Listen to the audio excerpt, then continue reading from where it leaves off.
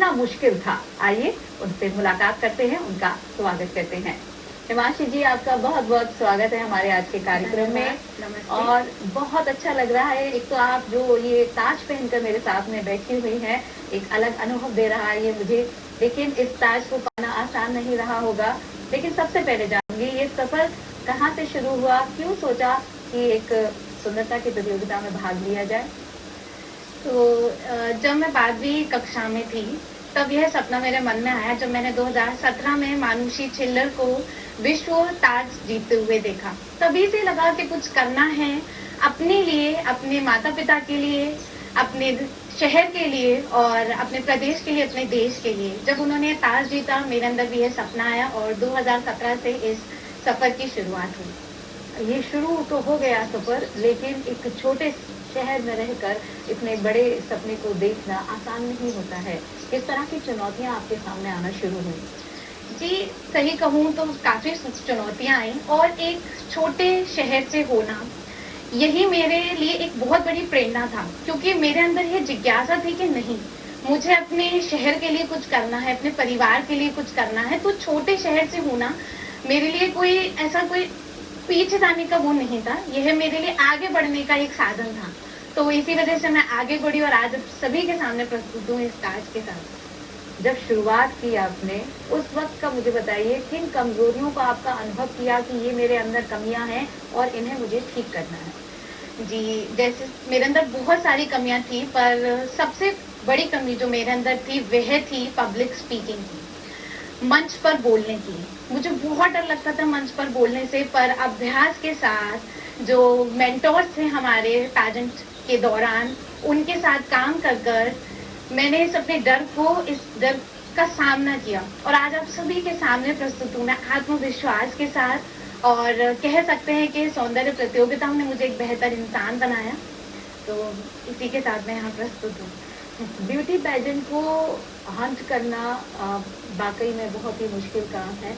और जैसे कि आपने कहा कि जो आपका कॉन्फिडेंस लेवल है, इसे आपने हाई किया, क्या कोई तरीका होता है इसको बेहतर बनाने का? हमारे दर्शक जो देख रहे हैं, बहुत सी ऐसी सामने लड़कियां होंगी जो इस ताज को भी पाना चाहती होंगी, तो क्या कहना चाहेंगे, कैसे अपना कॉन्फिडेंस बूस्टअप करें वो?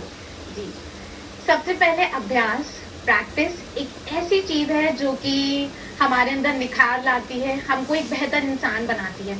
उसके साथ आपके साथ सही मेंटोर्स होना बहुत जरूरी है। जैसे कि मैंने अपनी मुंबई से ट्रेनिंग ली और इस प्रतियोगिता के दौरान जो द पैजेंट इंडिया कंपनी द्वारा यह जो कंपटीशन है वह किया गया, फरा मैम के द्वारा हमें बहुत सारी गाइडेंस मिली।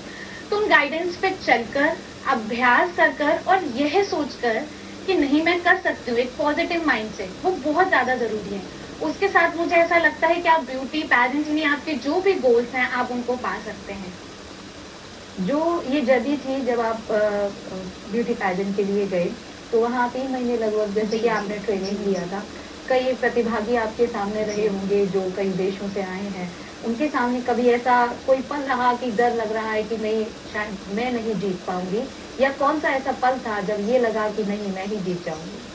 ये अगर सच कहूँ तो सभी प्रतिभागी एक से बढ़कर एक थे, परंतु मेरे मन में एक ही चीज थी कि हिमांशी, तेरी प्रतियोगिता तुझसे खुद से है। मेरी प्रतियोगिता थी कि मुझे कल से बेहतर बनना है।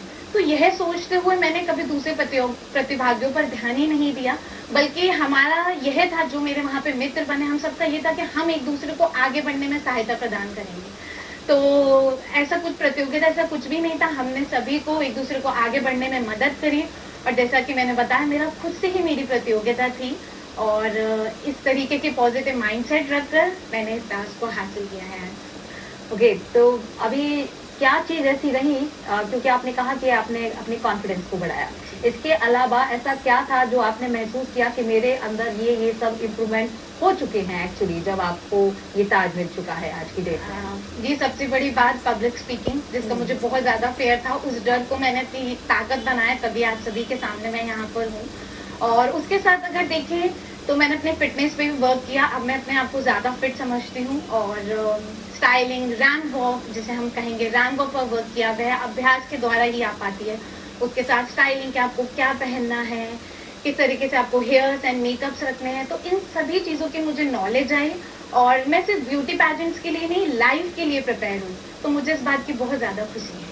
अच्छा, क्योंकि आप एक शिक्षिका हैं, एक तरफ शिक्षक होना और दूसरी तरफ एक मॉडल होना, ये दोनों ही जो प्रोफेशन है वो अलग अलग हैं और काफ़ी भिन्न है दोनों से।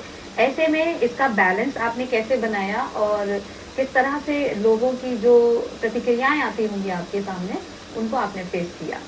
जी, लोग मुझे सीता और गीता कहकर बुलाते थे, क्योंकि एक तरफ मैं अपने विद्यालय में काम करती थी और एक तरफ मॉडलिंग करना, तो दो ही अलग अलग भूमिकाएं मैंने निभाई हैं। पर इसमें मैं अपने स्कूल, ऑक्सफोर्ड पब्लिक स्कूल को बहुत बहुत धन्यवाद देना चाहूँगी, क्योंकि वहाँ के पूरे स्टाफ ने, प्रिंसिपल मैम ने बहुत ज़्यादा सपोर्ट किया मुझे इस जर्नी में। क्योंकि यूजुअली लोग ये चाहते कि अरे आप टीचर हो, आप मॉडल कैसे बन सकते हो, मीन्स ये बहुत दोनों ही अलग अलग जो है प्रोफेशन है। पर उन्होंने मुझे बहुत सपोर्ट किया, उन्होंने मुझे कभी नहीं रोका। और मुझे ऐसा लगा कि हर दिन कक्षा में घुसना ये भी एक पैजेंट की तैयारी, क्योंकि टीचर होना एक सीखने और सिखाने की प्रक्रिया है, तो उसमें आप कुछ सिखाते हैं और कुछ सीखते भी हैं। और पैजेंट में भी यही है कि आप दूसरों को प्रेरणा देते हैं, परंतु खुद में भी बदलाव करते हैं, खुद भी बहुत सारी नई चीजें सीखते हैं। तो मुझे ऐसा लगता है कि ये दोनों ही मेरे प्रोफेशन एक दूसरे से संबंधित है, और मैं ईश्वर की शुक्रगुजार हूँ कि उन्होंने मुझे ऐसा जीवन दिया जिसमें मैं दोनों भूमिकाएं बहुत अच्छे तरीके से निभा रही हूँ। हाँ, बैलेंसिंग करने में कभी कोई चुनौती आई? अच्छा, परिवार की तरफ से या समाज की ओर से किस तरह की प्रतिक्रियाएं सामने थी? जी, परिवार की तरफ से तो नहीं, मेरे माता पिता ने, मेरे परिवार ने मुझे हमेशा सपोर्ट किया है। मुझे ऐसा लगता है उनके सपोर्ट के बिना कोई भी चीज़ पॉसिबल नहीं है। आपका परिवार का सपोर्ट होना किसी भी चीज़ के लिए बहुत ज़्यादा ज़रूरी है। तो मेरे माता पिता ने मुझे पूर्ण सपोर्ट किया है, उन्होंने अपनी मदद की है जितना भी उनसे हो पाया है। मुझे ऐसा लगता है उन्हीं की वजह से आज मैं यहाँ पर हूँ। अगर समाज की बात की जाए तो हाँ, बहुत लोगों ने बोला कि ऐसा क्यों कर रही हो, कुछ और करो, क्योंकि मैं एक सामान्य परिवार से आती हूँ, तो वहाँ लोग ये चाहते कि नहीं कुछ अच्छा करो, ये क्या कर रही हो। तो ये सब बातें मेरे जहन में आई, परंतु मेरे माता पिता का साथ था और मेरे पास पॉजिटिव माइंडसेट था। हमेशा मैंने रखा कि हिमांशी, जिस दिन सफलता मिलेगी उस दिन ये सब लोग तुझे बधाई देंगे। तो बस यही सोचकर मैं आगे बढ़ती चलेगी और आज ये ताज आपके पास में है, क्योंकि ताज आपके पास आ गया है, जिम्मेदारी आपके पास एक आ गई है। आगे की क्या प्लानिंग आप लेकर चल रहे हो? क्या सोचा है कि क्या नारी सशक्तिकरण की ओर कोई रुख करेंगे या समाज सेवा की ओर, क्या प्लानिंग है? जी, सबसे पहले जो भी ग्वालियर की लड़कियां हैं या जो भी छोटे शहर की लड़कियां जो यह सोचती हैं कि नहीं ब्यूटी पैजेंट्स उनके लिए नहीं है, क्योंकि वे एक छोटे शहर से आती हैं, यहाँ पे उतने साधन उपलब्ध नहीं हैं, मैं उनको आगे बढ़ने में सहायता प्रदान करना चाहती हूँ, उनके लिए एक प्रेरणा बनना चाहती हूँ और उनकी मदद करना चाहती हूँ ब्यूटी पैजेंट में भाग लेने के लिए। क्योंकि मुझे ऐसा लगता है कि यह एक ऐसा मंच है जो कि हम युवाओं को एक मंच दे रहा है, ना कि युवाओं को, हर उम्र के लोगों को यह एक मंच दे रहा है उनके विचार रखने के लिए, उनको आगे बढ़ने के लिए, उनका नाम बनाने के लिए। और अगर महिला सशक्तिकरण की बात की जाए तो मैं जो लड़कियां हैं जो कि गरीब परिवार से आते, जिनकी शिक्षा नहीं हो पाती, उनको शिक्षा देना चाहती हूँ और उनको आगे बढ़ने में मदद करना चाहती हूँ। आगे के और भी कई सौंदर्य प्रतियोगिताएं रहेंगी, उनकी क्या प्लानिंग है? क्या बस यहीं पर एक फुल स्टॉप लग जाएगा या अभी और भी ताज पाने की इच्छा मन में है? जी, ऐसा बिल्कुल भी नहीं है। जैसे कि मैंने राज्य स्तरीय प्रतियोगिता जीती, उसके बाद राष्ट्रीय स्तरीय प्रतियोगिता का मेरा सपना, उसके बाद अंतर्राष्ट्रीय, स्टेट लेवल, देन हमारा जो है national level, then international level. जी, अब मैं मिस इंडिया की तैयारी कर रही हूँ।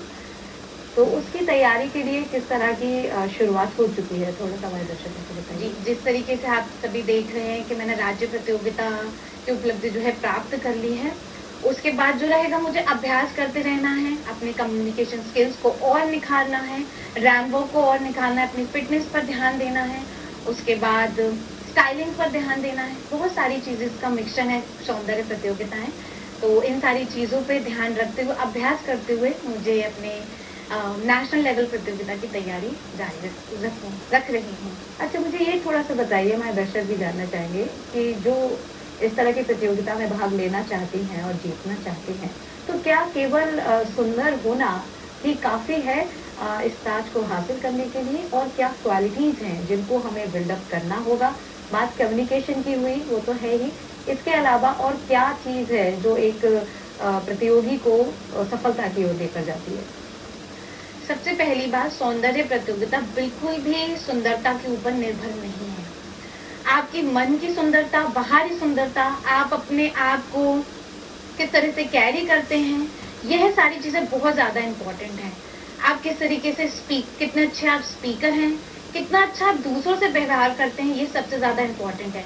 और अगर मैं कहूँ, मैं क्वीन में क्या देखना चाहूंगी, वह है कंपैशन की क्वालिटी, काइंडनेस की क्वालिटी। अगर वह सबको आदर के साथ, सम्मान के साथ, सबको प्यार के साथ अगर वो सबसे मिल रही है, जुड़ रही है, उनसे व्यवहार कर रही है, तो मुझे लगता है कि वह लड़की असल में एक क्वीन है। तो मुझे ऐसा लगता है मन की सुंदरता, बाहर की सुंदरता, ये दोनों सुंदरता होना जरूरी है ब्यूटी पैजेंट के लिए। और जैसा कि मैंने बताया, रैम वॉक, आपका स्टाइलिंग, आपको सोशल मीडिया प्रेजेंस, ये सारी चीजें बहुत ज्यादा जरूरी है ब्यूटी पैजेंट्स के लिए। क्योंकि आपने सोशल मीडिया की बात की, तो आज के समय में सोशल मीडिया पर भरपूर दिखावा रहता है। देखिए, अच्छी चीजें ही सामने दिखती हैं, जीवन में क्या परेशानियां हैं ये तो कोई दिखाना नहीं चाहता। तो एक दोहरा चेहरा लेकर लोग जी रहे हैं, खास तौर से लड़कियां। ऐसे में आप उनसे क्या कहना चाहेंगी कि सोशल मीडिया से किस तरह से कनेक्टिविटी बनाए रखना चाहिए? क्या ये आपको मार्ग को भटकाने वाला है या वाकई आपको दिशा देता है? मैं उनसे यह कहना चाहूँगी, अगर आप ब्यूटी पैजेंट्स की तैयारी कर रहे हैं तो सोशल मीडिया अकाउंट आपके लिए एक रिज्यूमे जैसा है। जैसे कि आप जॉब के लिए तैयारी करते हैं, उसमें आपको रिज्यूमे की जरूरत पड़ती है, वैसे ही ब्यूटी पैजेंट्स के लिए आपको सोशल मीडिया प्रेजेंस होना बहुत ज्यादा जरूरी है। इसके लिए, और मुझे ऐसा लगता है जिस प्रकार मैंने सोशल मीडिया को यूज किया है, मैंने अपने स्ट्रगल्स को और जो मैंने सफलता प्राप्त की है उसको, दोनों चीजों को सोशल मीडिया द्वारा दिखाया है। तो मैं बस आपको यही कहना चाहूंगी कि आप सोशल मीडिया को सिर्फ इसका माध्यम ना बनाएं कि आप बहुत ज्यादा खुश हैं, आपके पास सारी चीजें उपलब्ध है, नहीं। आप उसको अपनी पहचान बनाने के लिए यूज करें। तो मुझे ऐसा लगता है कि आप सोशल मीडिया का बेहतर तरीके से यूज कर सकते हैं, जिस प्रकार मैंने किया। मैंने अपने स्ट्रगल्स जो मैंने आज पाया है, उस दोनों चीजों को भली भांति प्रकार से दिखाया है। ओके, कौन है जो आपका रोल मॉडल है, जिसके जैसा आप बनना चाहते हैं? मानुषी छिल्लर की तो आपने बात की, जिसको देखने के बाद आपको भी ब्यूटी क्वीन बनना था, लेकिन क्या उसके अलावा भी कोई आपका रोल मॉडल है जिसके जैसा आप अपनी लाइफ में बनना चाहती हैं? जी हाँ, जैसे कि मैं अगर कहूँ, मेरा रोल मॉडल सुष्मिता सेन है, क्योंकि मुझे उनकी कहानी अपने आप से बहुत ही ज़्यादा संबंधित लगती है। वह भी एक सामान्य परिवार से थी, मैं भी एक सामान्य परिवार से हूँ, और उन्होंने अपने संघर्ष के साथ मिस यूनिवर्स का क्राउन इस देश को दिलाया। तो वह मेरी रोल मॉडल है, मैं उनकी तरह बनना चाहती हूँ और पूर्ण तरह से कोशिश कर रही हूँ, अभ्यास के द्वारा और भी सारी चीज़ें, उन सारी चीज़ों के द्वारा पूर्ण तरह से कोशिश कर रही हूँ कि आगे बढ़ूं, नेशनल लेवल पर अपने प्रदेश को मैं गर्व महसूस करूं और उसके बाद फिर इंटरनेशनली अपने इंडिया को रिप्रेजेंट करूं। साथ ही आपसे जानना चाहूँगी, क्योंकि ग्वालियर शहर से हैं आप, और एक छोटे शहर में ही गिनती आती है ग्वालियर की, और जैसा कि हमने कहा कि यहाँ की कई तरह की चुनौतियाँ आपने फेस की हैं, तो क्या चुनौतियाँ रहीं और क्या आप बदलाव अब देख रही हैं? क्या शहर में वाकई नए अवसर आ रहे हैं मॉडलिंग के लिए या ब्यूटी क्वीन के क्षेत्र में आगे बढ़ने के लिए, या लोगों की सोच में किस तरह के परिवर्तन आप देख रही हो? मैं कहूंगी कि जिस तरह की मैंने ये क्राउन को जीता, तो मैं आज ग्वालियर अपने शहर के सामने उन सभी प्रतिभाओं के लिए एक उदाहरण बनी हूँ, जिसमें कि वह आगे बढ़ सकते हैं। और मुझे ऐसा लगता है कि जिस प्रकार ग्वालियर शहर अन्य क्षेत्रों में भी विकास कर रहा है, उसी तरह ग्वालियर क्षेत्र ब्यूटी पैजेंट और फैशन इंडस्ट्री में भी अपना विकास कर रहा है, जिसका मैं बहुत ही बड़ा उदाहरण हूँ। तो मुझे ऐसा लगता है कि हाँ, हम इस क्षेत्र में प्रगति कर रहे हैं, और मुझे ऐसा लगता है कि हर चीज में मेहनत, आपका पोटेंशियल होना, आपका पॉजिटिव माइंडसेट होना जरूरी है। तो अगर यहाँ की प्रतिभाएं इसी तरह आगे बढ़ेंगी तो आज ग्वालियर भी एक बहुत बड़ा हब बनेगा ब्यूटी पैजेंट्स के लिए एंड फैशन इंडस्ट्री के लिए। उनके लिए क्या चुनौतियां ऐसी हैं जो संभवतः आ सकती हैं, ये भी बताइए। अगर मैं कहूँ तो साधन की उपलब्धियों का ना होना, जैसे कि प्रॉपर इंस्टीट्यूशन ना होना, परंतु मुझे ऐसा लग रहा है कि हम इस ओर भी प्रगति कर रहे हैं। कुछ इंस्टीट्यूशन है जो इस ओर आगे बढ़ रहे हैं और इस प्रकार की ट्रेनिंग ले रहे हैं। मुझे ऐसा लगता है कि हर चीज की तैयारी करने के लिए एक ट्रेनिंग बहुत ही ज्यादा जरूरी है। जैसे कि अगर सामान्य सी बात है, हम 10 के एग्जाम देते हैं तो उसके लिए हम तैयारी करते हैं, उसी तरह हर चीज के लिए, ब्यूटी पैजेंट्स के लिए भी आपको प्रिपरेशन की जरूरत होती है। और मुझे ऐसा लगता है कि जो मैंने जो कमी महसूस की वह इस चीज की थी, प्रॉपर ट्रेनिंग की, और भी साधनों की, जैसे कहें कि रैंप वॉक के लिए एक प्रॉपर स्टूडियो होना, इस तरीके से छोटी छोटी चीजें हैं। परंतु मुझे ऐसा लग रहा है कि अब ग्वालियर रिसोर्ट अग्रसर हो रहा है और भविष्य में इस प्रकार की कोई भी कठिनाई हमारी प्रतिभाओं के सामने नहीं आई है, ऐसी मैं आशा करती हूँ। क्योंकि जैसा आपने बताया कि आपने ग्वालियर से बम्बई की ओर रुख किया जी, था, जी, जी। क्योंकि यहाँ पर कुछ साधनों की कमी है, जी, जी। तो आप बम्बई गए। एक इतने बड़े शहर जाना और वहाँ के माहौल में खुद को ढालना, जो प्रतिभा सामने आपको देख रही है, यदि वो भी बम्बई जाना चाहती हैं, किस तरह का अनुभव रहा है वहाँ का और कितनी चुनौतियाँ आती हैं एक बड़े शहर पहुँचकर? ये चुनौतियाँ तो ज़रूर आती हैं, क्योंकि मैं भी एक छोटे शहर से थी। मैंने भी अपनी जो शिक्षा है, अपना स्कूल, कॉलेज वो ग्वालियर से ही किया है, और वो मुंबई जाना अपनी ट्रेनिंग के लिए मेरे लिए भी काफ़ी नया था। परंतु मुझे ऐसा लगता है कि सही आपकी योजनाओं के साथ आप इस कठिनाइयों का सामना कर सकते हैं। सबसे पहले अपना प्रॉपर इंस्टीट्यूशन ढूँढें, उस इंस्टीट्यूशन के बारे में रिसर्च करें कि आप किस इंस्टीट्यूशन में जा रहे हैं, क्योंकि बाहर जाना ये एक ईज़ी बात नहीं है। तो सबसे पहले रिसर्च करें, उसके बाद अपने रिसोर्सेज करें और इस तरीके से जाएँ। मैंने भी वहाँ पे हॉस्टल किया, उसके बाद ट्रेनिंग लेने के लिए जाती थी। फिर वहाँ के जो पास के होटल से वहाँ खाना खाती थी, तो बहुत सारी चीज़ें थी, परंतु पूर्ण योजना के साथ। आप पहले अपनी पूरी प्लानिंग बनाइए, रिसर्च कीजिए, देन उस प्लान को इम्प्लीमेंट कीजिए। तो मुझे ऐसा लगता है इसके साथ आप ज़रूर हर सफलता को पा सकते हैं।